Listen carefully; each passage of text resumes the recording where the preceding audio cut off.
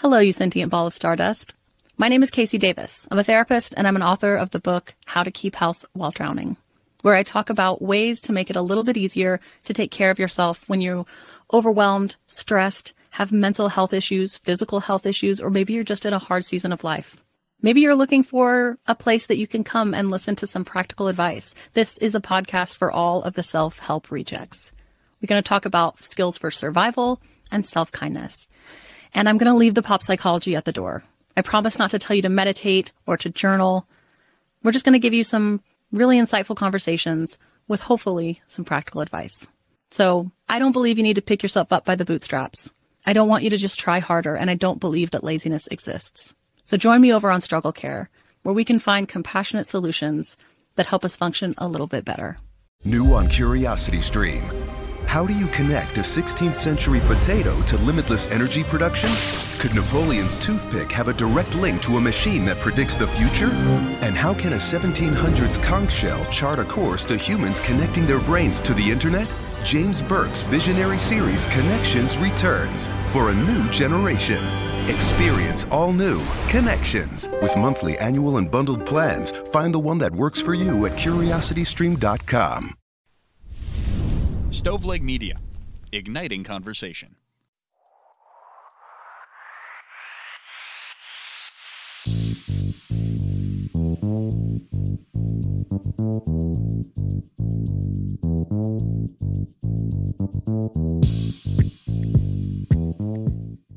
Hey guys, how's it going? My name's Elena Grace. I'm your host, and you're listening to another episode of I've Been Thinking. Congrats, welcome back. And if it's your first time, welcome. So today we are going to be talking about my most controversial Facebook post perhaps ever. So if you know me personally, you know that I post a lot of controversial things on my Facebook, partially because it's kind of fun for me to post something that I know a lot of my followers won't agree with, but that I find some truth in, and then delete my Facebook for a few days and watch chaos ensue. While I don't watch it, I come back a few days later usually and then watch chaos ensue, right? Because people are pissed and all this, and people are calling my parents and they're like, why does Elena say this? Blah, blah, blah. What is your child doing? And they're like, she's 25 years old. She has 2 degrees. She can think her own thoughts. What's wrong with you?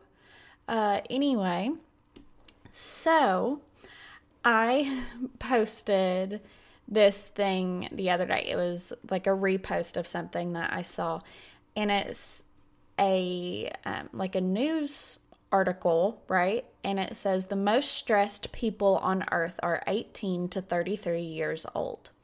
And then somebody had responded to that, and I posted the screenshot of this whole thing, again, reposted it, shared it rather. And it said, because boomers tricked us into obtaining $20K plus in student loan debt only to try to pay us $15 an hour upon graduation due to, quote, entry-level status, then want us to gain 8+ years of experience before giving us real raises, all while charging $1,200 plus a month for an 875 square foot apartment. Well, that was very real for me, so I shared it. Y'all want to know how many comments it got? 47. I have 47 comments on this Facebook post. And I got some real hostility. I mean, some family friends commented on it and were just going for my throat. And my mom was like, honestly, Elena, you need to delete those people because all they ever want to do is argue with you. And I'm tired of seeing that negativity coming at you. So I was like, okay, that's the only reason I'll delete them, because otherwise I would have kept them. I did a whole ass episode on talking about why you need to keep people in your circle who disagree with you, and I was trying to stand by that. But when my mom is like, honestly, Elena, it's too much. They're too much. I'm like, okay, I'll listen to you, mama. So I got some real good responses, okay? And so I wanted to turn this whole experience into an episode. Somebody suggested it actually in one of my comments. One of my listeners, Rihanna, she suggested it, and I was like, that probably is a good idea, because it has been a hell of an experience for everybody involved. Does this post, okay, so I'm going to, first I want to share with you some of the negative responses that I got, and then I'm going to share with you some of the discussion that came afterwards. Not really with those people, because those people did not engage in discussion. They were disgusting, honestly. So somebody comments, she's a family friend, and she says, no one forced anyone to take out student loans, especially for degrees that don't lead to jobs. As a matter of fact, good grades to earn scholarships were encouraged, and going to out-of-state schools that didn't offer scholarships and led to higher loans was discouraged. So, grammar. Anyway, I know that people use student loans for study abroad and off-campus housing while taking useless degrees. This doesn't fly. Sorry. I said, listen, sis. No, I said, honestly, you can't say this doesn't fly to someone who's living it. I'm really glad this wasn't your experience. I'm glad this wasn't your daughter's experience, I said, but even with significant academic scholarships and the GI Bill, I still have student loans. And it's not just because I went to a private school. I would have actually had more if I had gone to a public undergraduate institution. So don't try to speak on something that you don't know about. And she's like, my girls have student loans, blah, blah, blah. I've seen what happens when things like loan cancellation is put into play. Years of experience is a great teacher. And she's saying all this. And I said, Sandy, I wasn't going to say her name. Anyway, I said, you're saying my degree is going to allow me to pay this back quickly. Because that's one of the things she said. She said, you have a degree that will make it easy for you to pay it back. But not everybody's doing that. I said, you're saying how my degree will allow me to pay it back quickly. Yet here I am, 2 degrees in, jobless during a pandemic, just trying to stay afloat. You make that assumption because you know me, and you're not taking into account that I am somehow in the same boat as the thousands of other people that you don't care about. And then Allison came in and she said, if you take the time to consider the few people you know who you think abuse their loans, as you've asserted, saying that spending money on housing and travel is wasted, you can take the time to listen to the vast majority of college graduates who have stories like mine and Elena. Great students, well-rounded young women, ambitious, but none of that changes the fact that you had to pay less for your education and we had to pay more for ours. And she comes back and she's completely ignoring Allison. And she says, Elena, I thought you were still in school. You're assuming I don't care about other people. I'm looking at the big picture. It sucks, blah, blah, blah. Love you, and I pray things start looking up for you. And Allison very nicely, honestly, and very well sums up. She says, you're saying that you don't care when you say that we got into this by our own accord. I'm sure that you've made a decision encouraged by someone older than you who you thought had credibility. As you said, years of experience is a great teacher. So why is it so hard to grasp that young people were convinced they could succeed by going to college?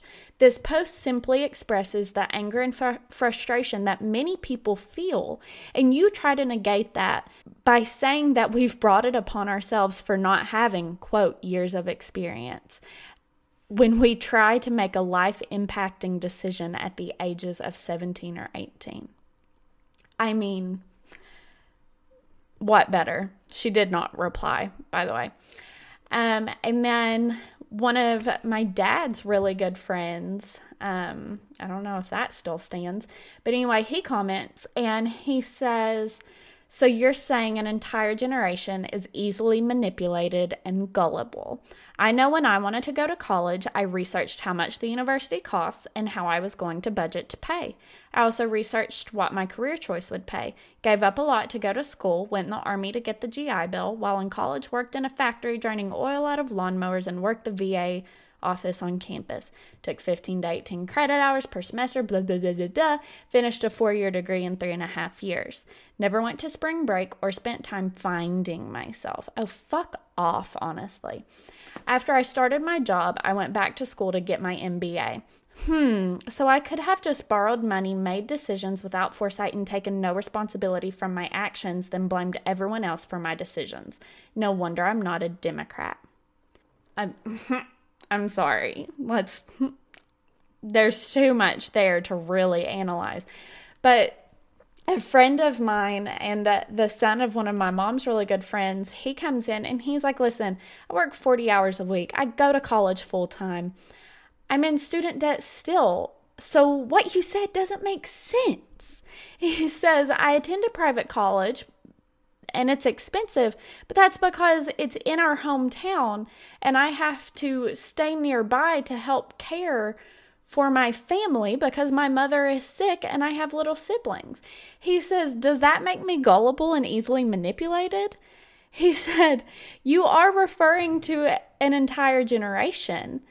So don't get me wrong, there should be stipulations to whose student debt should be canceled or aided because like everything else, people do abuse things. But you can't compare current day tuition to the past. He says, my college's tuition has increased $4,200 in 3 years. And if I transfer, I'll be starting over again. And this guy comes back and he's like, well, that's honorable of you, but you chose that and you chose to attend a private school. Then you're making a contract. Oh, really?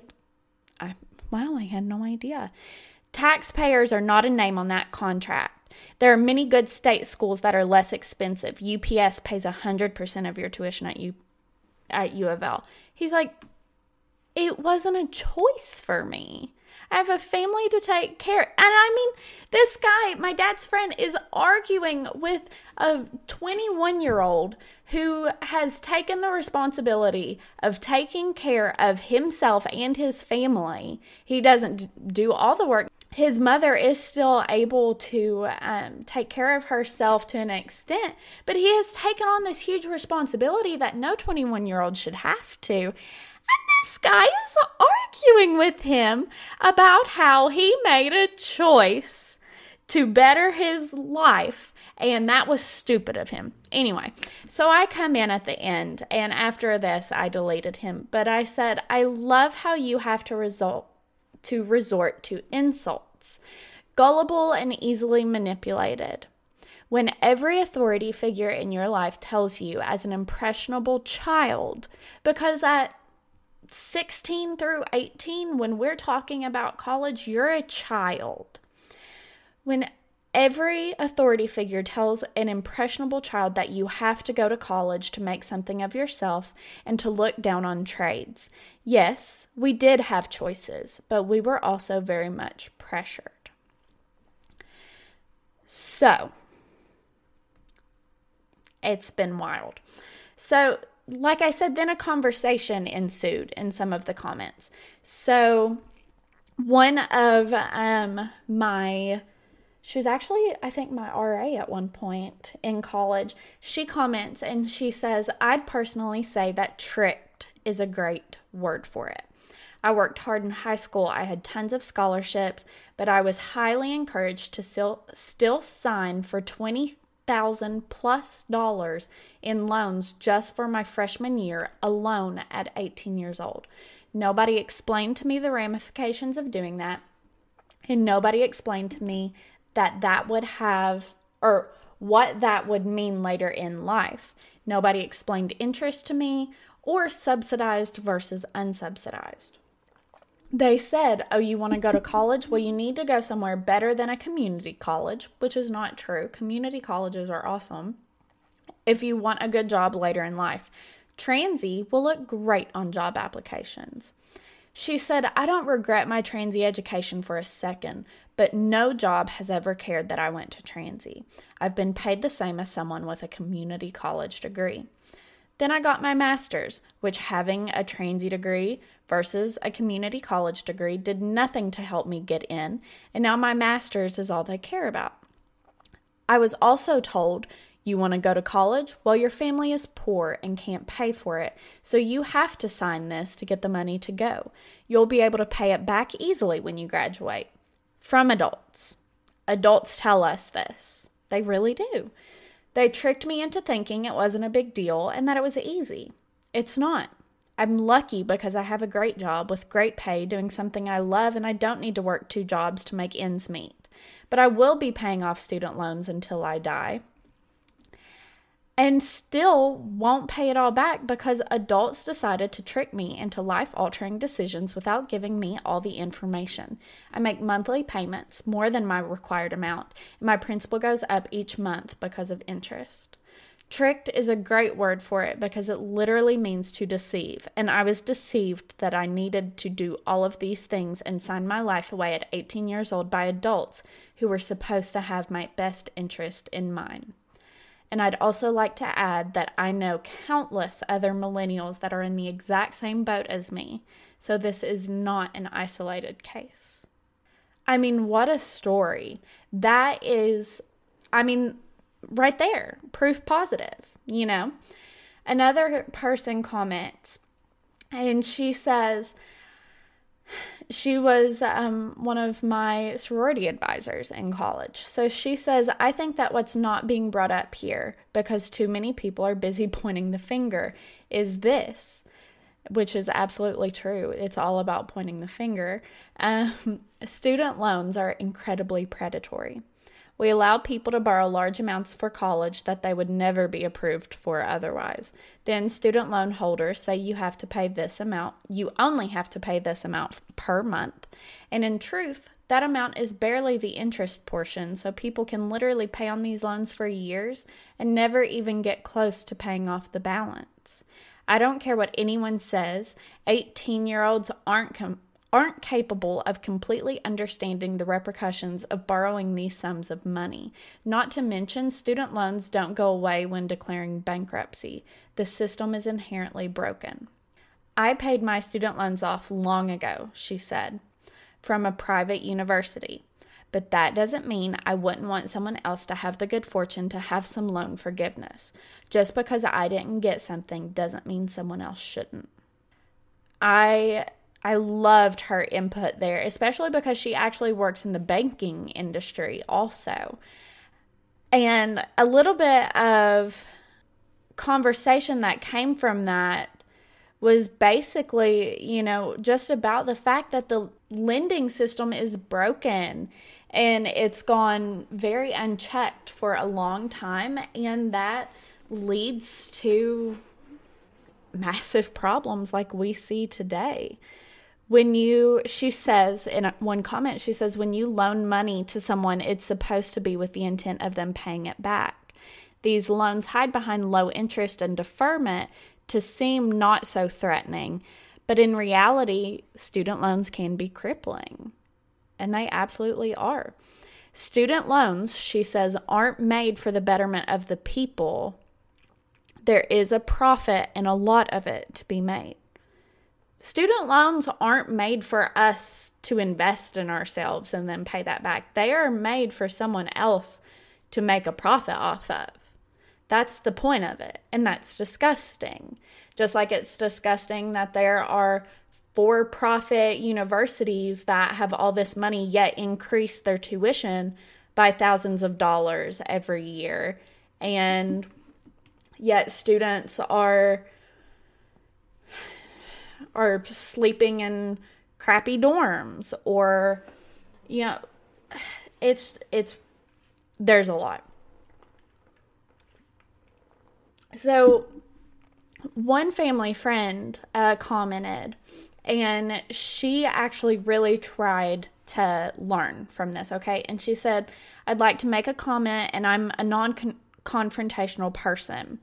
She said, my question is, did your parents talk to you about the costs of college, and did they recommend a college that was affordable and best for your financial future? When our daughter was accepted, blah, blah, blah, we talked about which one would give her the education she wanted and which was most affordable. She went to a private university with a full ride except for her books. She could have gone to other colleges, private and non-private, and she would have had some debt. No administrator would have talked her into taking out loans because she knew she didn't want to worry about that debt later. She lived on campus, ate campus food, etc. I don't know the situations you were all in, and I'm not assuming that you lived in apartments, used loans for cars and other things, but I know that a lot of students did. I do believe that some parents, school administrators, counselors, etc., push kids into a 4-year school when it isn't necessary, and that's wrong. We need electricians, welders, plumbers, etc., and those jobs are no less important than those obtained with a 4-year degree. I have a nephew who went his first 2 years at a community college and his last 2 years at a major university. Of course, we take information from counselors and schools and even churches, but ultimately I believe it's the parents' responsibility to guide their student in the right direction. And the student should have enough respect to listen to their parents and come to a conclusion together. Skip through a little bit. She says, I do think it's ridiculous that colleges charge so much tuition, and it's going up, and for what? So many people also think that if they go to the more popular colleges whose tuition is ridiculous, that they'll have a better chance of getting a more exceptional job or career, and that's not simply the case. College or university is to educate you to land yourself in the job or career that you want.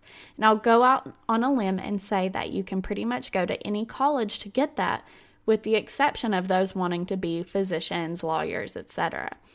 She said, I am a boomer, coming back to the original post that said boomers tricked us, but my husband and I counseled our daughter to help her make her decisions. Matter of fact, our family struggled and really struggled for years by paying into a college fund that would allow her to go anywhere. When she was awarded scholarships, we took that money and bought her a car and saved the rest for any future needs that she might have. We're not wealthy in any sense, but felt college was important and guided our daughter in that direction that was best for her. Not putting anyone down, just questioning, did your parents help you in making these decisions? Did you listen? No judgment. I'm just asking. Which was a really awesome way to come into this, especially because there had been so much hostility from older people coming in. And I told her, I said, I love that you did that for your daughter. I said, it's really special, and that's a really hard thing to do. Sorry. Tearing up a little bit. Her daughter passed away a while back, and she and I were pretty close, so it makes me a little sad. I said, that's a huge sacrifice. I said, of course, with me, my parents talked to me about options, but in my case, my private school was less expensive. We made that choice together, but I still have loans. And then I was told that I would never get a job in my field without a master's degree from somebody not at my undergraduate university, somebody else that I trusted, and I believed it. And so I went to graduate school, which was another loan. I said, I don't regret the choices I've made. I love education, and college is very important for some people.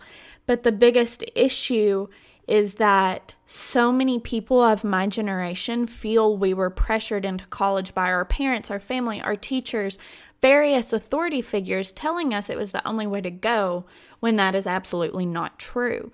They were absolutely well-intentioned. And But so many people with student loans are now struggling to make ends meet, and not even in a job related to the field that they took those loans out for, because the market is oversaturated and employers don't want to pay or don't want entry-level employees. So how do you get experience? It's just such a hard situation for all of us. And I continued the response to say that I think that most people my age, and I know that most of the people who commented here would say that they don't regret their education at all or the experience that they got. I said it was the time of my life, and I love learning, and I am so thankful for everything that those experiences gave me. But I have been absolutely unable to find a job in my field, and I've applied to over 100 positions. I didn't major in anything useless. I didn't take out unnecessary loans, and here I am wallowing in debt and unable to get out. It's really hard. Schools charge far too much. Loans are predatory, and the market isn't there for all of these college-educated kids. It's sad, but it is the reality that we have inherited. And then someone else comes in and she's like, I think it's awesome that your daughter had all those opportunities. This is my story. To answer your question, no, there was no guidance from my family or from anybody else. She said they might as well have just said, you need this for college, sign it. She says, I also echo what Elena said. I loved my education. I don't regret it. It was the time of my life. I met the love of my life there, and I wouldn't be who I am today without it. But it sucks knowing how much debt I took out to get there, especially when you're right, because jobs don't care where the degree comes from, which isn't what we were told in high school. She says, so I could have gone somewhere much cheaper, and I wouldn't be drowning in debt until I die, literally. She said, I am lucky. I have a job in my field. I love what I do, and I make pretty decent money. But it's not enough, especially if I want to get married, buy a house, and have kids one day. I mean, think about what we're missing out on in life that our parents took advantage of. They took for granted. And we're not going to have a lot. This is me right now. Think about what our parents and our grandparents had that was expected of them. And it's still somehow expected of us, even though we don't have the ability to do that. A lot of us aren't going to be able to climb out from under this. It's not the norm now to be able to afford a 3-bedroom, 2-bath house in a suburb and have 2.5 kids and a golden retriever. Like, we can't afford that. That's why I have 40 plants in my house, because I'm never going to have kids. But I got plants in Winnie. No, I might have kids. I don't know. We're still figuring that out. So back to another comment. This is a girl I went to high school with. She said, what's crazy is I still owed quite a bit for undergrad, and I had scholarships. What's even crazier is I owed every penny for graduate school because I made too much money to receive any help. But yet I had to make what I did in order to pay my bills. Then you get your degrees and you go through countless job interviews only to be told you either don't have the experience needed or they couldn't meet your expected salary, which I was always lowballing too. She said, I'm glad you posted this because it's absolutely heart-wrenching for people to say we all gained student debt on our own because we chose to borrow it. Some of us had to borrow it, and we did so for good reasons, to receive good degrees, to land jobs that we have potential to grow in, and jobs that offer benefits and health care. I'm grateful and blessed that I finally found an amazing job, and you know what? They happened to take a chance on me, and I'm still here. It took me a few years, but I'm here. I still have student loan debt like crazy, and I probably will till I die. But I finally landed a job where my degrees aren't useless. That's insane that we have to justify the fact that we have tens of thousands of dollars in debt. And we're like, but I got a job that is in the field that I got the debt in. So it's coolio, man. No, that is not okay. It's crazy that we've been brainwashed into that. Oh, Lord. Okay, someone else. This is Rihanna. She says, shout out to you, sis. She says, I just want to add to the conversation here to add some perspective for those who might not understand because they aren't/weren't indebted like some of us on this thread. I received the second highest scholarship from the university. I worked 2 jobs the majority of the time I was in college, as well as working a third one semester to help pay for things like books and day-to-day expenses. I graduated in 3.5 years and still accrued $20,000 in debt without any frills. Holy shit. She says, I made minimum payments based off my income upon graduating for 4 years. When my husband and I began to pay off our debt in 2019 and I logged in and looked at the balance, I was sickened. I then owed around $24,000. How could that be? I had paid the minimums, never missing a payment once. The way interest accrues is never fully explained. No one at school takes the time to educate students on what they're truly signing for. We have an unchecked system. In no reality would an 18-year-old be given that amount of money to borrow for anything. Parent Plus loans can destroy relationships. It's extremely predatory. There is so much propaganda telling students to go to college from sources that students trust, parents, counselors, etc. But college has changed a great deal since my mother attended. The cost of college has inflated like no other good or service in our nation. Look it up. Sidebar, I did. She's right. We'll come back to that later. Anyways, there's a student loan crisis out there, truly. Borrowed Future is an amazing podcast that has statistics that will blow your mind about student debt. So we'll plug in there from the both of us about Borrowed Future. She says, I would also like to mention that while I ended up with about $24,000 in debt and my husband has about $7,000 in debt from school, we're very fortunate and have worked extremely hard to be disciplined to pay them off and become student loan debt free June of 2020. It can be done, but it takes an incredible amount of discipline. And that I know for a fact they really are like no frills people. I couldn't do that. I love the frills. I love the thrills. Oh, she says, but for those who struggle to find jobs, another problem I have, in their field or struggle to find well-paying jobs, it can be such a catch-22. She says, I would also like to mention that $31,000 plus in student loans is for the both of them, between the both of them, is below the national average for one person the last time she checked. She said, student loans plague our generation. Look at statistics. The average millennial with debt is putting off purchasing a home or having children like never before. Something has to be done. I don't have the answers, but I do have some suggestions. I mean, just the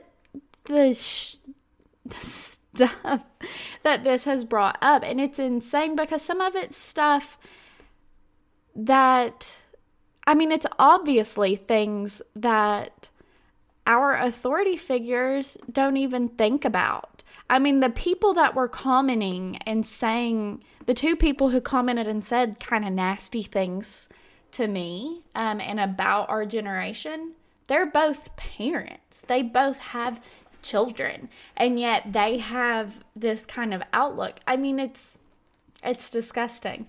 So coming from all of that, I have some info. I did a little research, okay?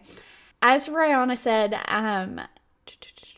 the cost of college has inflated like no other. As Rihanna says, the cost of college has inflated like no other good or service in our nation. Look it up. So I did.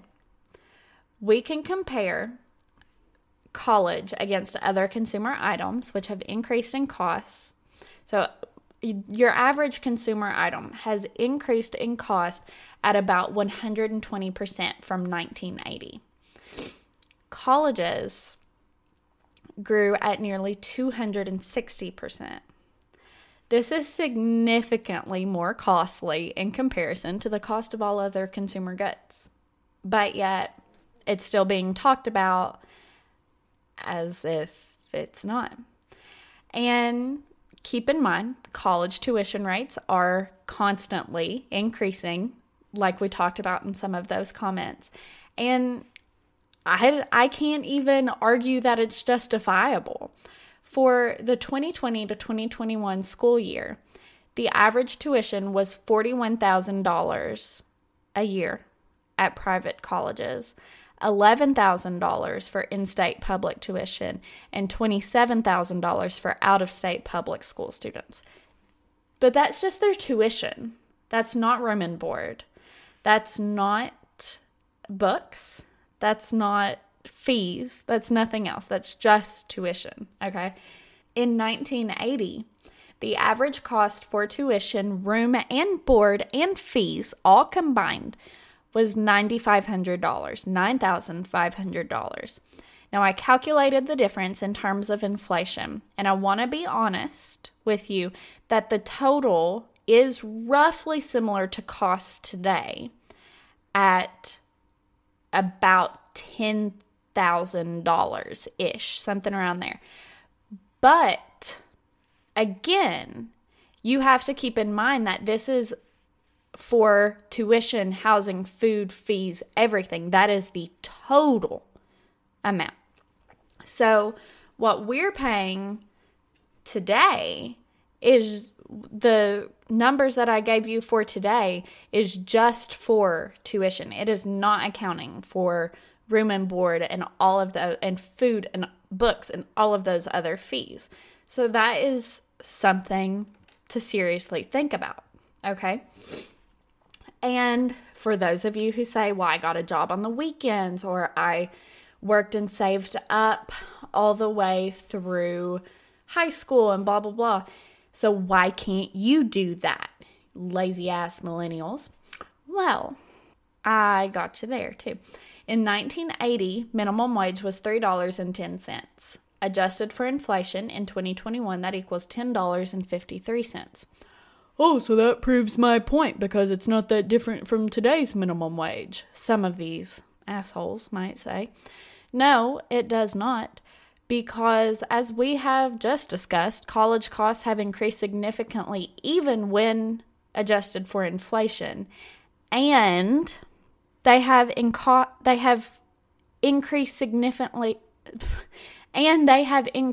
significantly when compared to all other consumer goods. So, not quite the same. Plus, even with a graduate degree, as I am the perfect example of, it can be very difficult to find a job in your field that offers much more than minimum wage, depending on your degree and your experience, you know, that thing that barely anyone is willing to give us, experience. So imagine trying to pay off all this debt that we're told that we need to incur to be able to provide for ourselves on not much more than minimum wage. Imagine that. Bunch of bastards.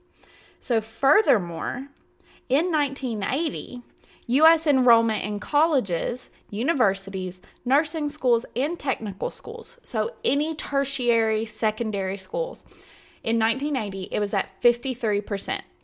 In 2012, it was at 94%. 94% of college-aged students were enrolled in secondary institutions in 2012. I mean, that's literally almost double what it was in 1980. Like I said, these statistics obviously include like technical schools and all that, but the point is made that it is a stark contrast. And no wonder there's such a significant amount of loans being taken out, first of all, because more students are going to tertiary schools. Prices are increasing. Prices of the education is increasing significantly. And state and federal governments are spending less money per student. This places the entire burden of education on students and their families. Whereas in the 1980s, for example, state and federal governments did actually relieve pressure on students by subsidizing their educational costs with the universities. Fun fact. Bet you Uncle Dave didn't tell you that, huh? Well, plus, now we have significantly more educated people in our population, which is incredible. Like, I'm very pro-education. Again, loved college. I want my children, if I have any, I want Winnie to be very educated, you know, all that good stuff. I want my nieces to be very well educated, okay? But I am not going to pressure my nieces into taking out student loans, you know? Anyway, the issue is that the job market is now oversaturated with qualified employees, and the businesses aren't willing to pay what we're worth. They aren't willing to pay us for how much we've invested in ourselves. And that's bullshit. It's absolute bullshit. And to make matters worse, at the end of 2020, there were 10 million fewer jobs in the United States than before the pandemic, which is insane. And to an extent is to be expected because, you know, global pandemic, economic crisis, all that. But I graduated with a master's degree at the beginning of the pandemic in May of 2020. And that was a degree that I got because someone I trusted told me that I would be unable to find a job in the field that I was interested in without another degree. While I was getting my master's, I found out that that was untrue. But, you know, might as well just keep going, get that second degree. I like having letters by my name. But that's why I've been absolutely unable to find a job, because companies aren't willing to pay what I'm worth if they have jobs, or they aren't willing to give experience to recent grads. But, like, how else do you expect us to get some damn experience? Or there's just no jobs. There's just no jobs available. To make it worse, 2020 is also the year that student debt in the United States surpassed $1.7 trillion. Are you kidding me? That is a 4% increase from 2019, which is pretty significant in and of itself. But if we actually see the difference, when we compare student debt over the decades, okay? So in quarter 3 of 2020, it was 1.7 trillion, like I said. In quarter 3 of 2010, it was 845 billion. It has doubled. It has increased by about 102% over the past decade. Tell me there's not a problem there. Tell me there's not something wrong. The average student loan debt as of 2019 was around $30,000. The average payment is right at $400 a month. That's a car payment. That's a chunk of rent or a chunk of a house payment. I mean, that is, that's 2 months worth of groceries. Like, how are we supposed to be able to get our heads above water when somebody keeps throwing friggin' football at our head over and over, you know? But here's the kicker, and I saved this for the end on purpose, okay? You want to hear something wild. As of 2019, there were 8.2 million borrowers under age 24, totaling around $121.2 billion. Crazy. Between ages 35 and 49, there are 14.1 million borrowers owing $575.5 billion. So you want to talk some more about how 24-year-olds are the problem? You want to talk some more about how millennials are the problem? I recognize that 35 is like the tail bottom of millennial, But I mean, 35 to 49, y'all got some answering to do. What is that, Gen X? Y'all got some explaining to do, okay? Because we're getting all the shit. Anyway, so what have I learned from this? Basically, what I have learned is that people are unwilling to accept that college is not the answer of all questions, and that the advice that they gave to us, that get a degree and you'll be fine, was not as simple as they thought it was. It was not as good of advice as they thought it was. And that's sad, you know? It's sad that it's not true, and it's sad that they won't accept it. Because it's sad because I love education. I do. That's why I have this podcast. I love learning and I love teaching. Not enough to become a teacher. I don't have the patience for that. That's why I talk to a microphone. But I love learning and sharing that knowledge. And it's sad that so many of us have sacrificed so much. And our parents do too. Some of my loans for college are my parents, because they could do that for me and they would do that for me. But not everybody is lucky enough to have parents that can/will do that for them. And that's fine. You know, I'm not trying to shit on their parents, because everybody has their own thing. Everybody has their own prerogatives. But I'm just really lucky that I'm not responsible for 100% of mine. Do I want to pay them out from underneath my parents one day? Yeah, absolutely. I want to one day make enough money that I can pay back all of my loans, even the ones that my parents took out for me, so that they don't have to worry about that anymore. But that's sad too, that is my motivation for making money. I want my motivation for making money to be so I can buy myself pretty clothes or travel the world.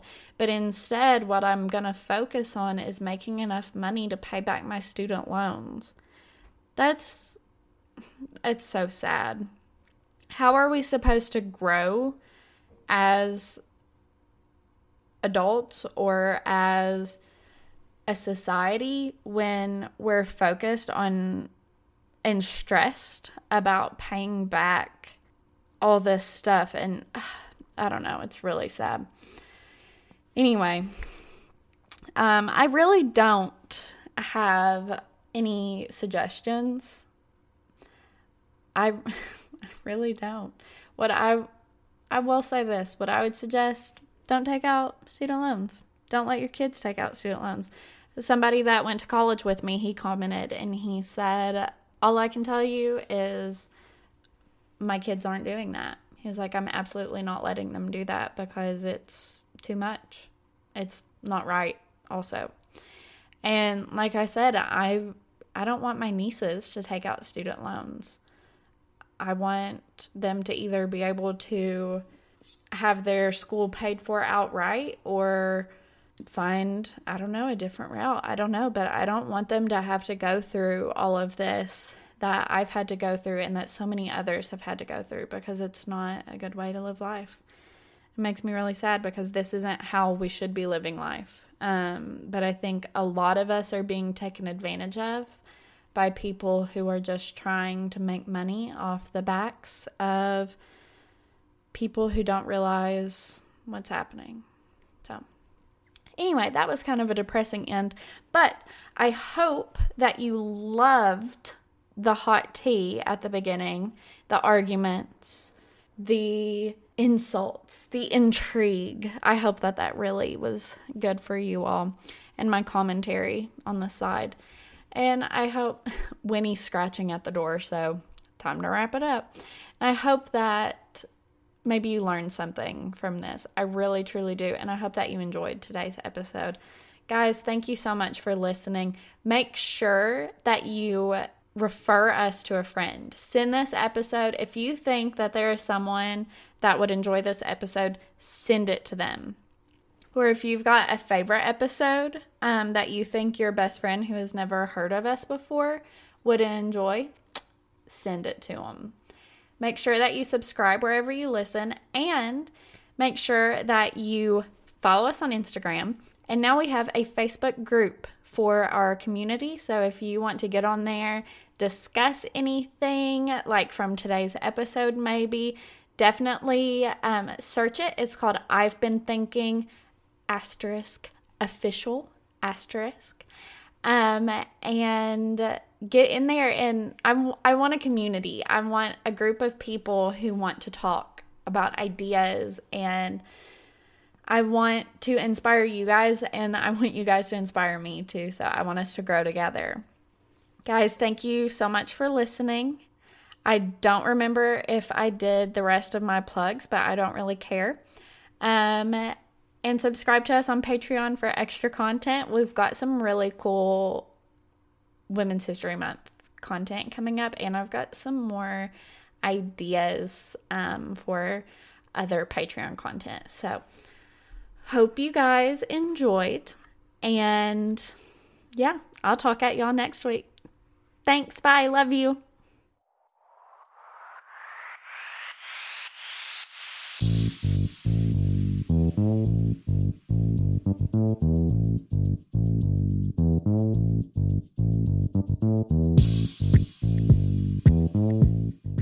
Hello, you sentient ball of stardust. My name is Casey Davis. I'm a therapist, and I'm an author of the book How to Keep House While Drowning, where I talk about ways to make it a little bit easier to take care of yourself when you're overwhelmed, stressed, have mental health issues, physical health issues, or maybe you're just in a hard season of life. Maybe you're looking for a place that you can come and listen to some practical advice. This is a podcast for all of the self-help rejects. We're going to talk about skills for survival and self-kindness. And I'm going to leave the pop psychology at the door. I promise not to tell you to meditate or to journal.